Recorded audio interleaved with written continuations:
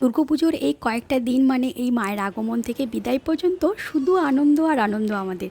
আর আমাদের ঠাকুমারা বলতো কি মা দুর্গা তো মার বাড়িতে আসে, ঠিক আমাদের মতনও কিন্তু ওরাও খাওয়া দাওয়া আদর যত্ন ভীষণ দরকার হয়। ঠাকুমা বলতো তাই পুজোর দিনগুলোতে আমরা বিশেষ করে মিষ্টি খুব করে বানাতাম। তার মধ্যে কিন্তু এই ছিল সেরা মিষ্টি পাটিসাপটা পিঠে। ঠাকুমা আরও বলতো কি মা দুর্গাকে যেমন ভোগ দেওয়া হয় ফল মিষ্টি আর খিচুড়ি, তেমনি ঘরের সবার ভালোবাসা মেশানো কিন্তু এই পিঠে নাকি দুর্গা মা ভীষণ পছন্দ করতো। তারপর নাকি খোল বানিয়ে পুর ভরে পাটিসাপটা মুড়ে যখন দিত, মা ঠাকুমা মনে করতো কি যেন দুর্গা মাকে নিজে হাতে মিষ্টি বানিয়ে খাওয়াচ্ছে। পাটিসাপটার ভেতরে থাকে শুধু নারকেল আর গুড় নয়, থাকে কিন্তু মায়ের আগমনের আনন্দ, সপরিবারের সবার কত ভালোবাসা দিয়ে মোড়ানো। তবে আজকের কিন্তু আমি ক্ষীর ছানা নারকেল দিয়ে কিন্তু বানিয়েছি পাটিসাপটা পিঠেটা।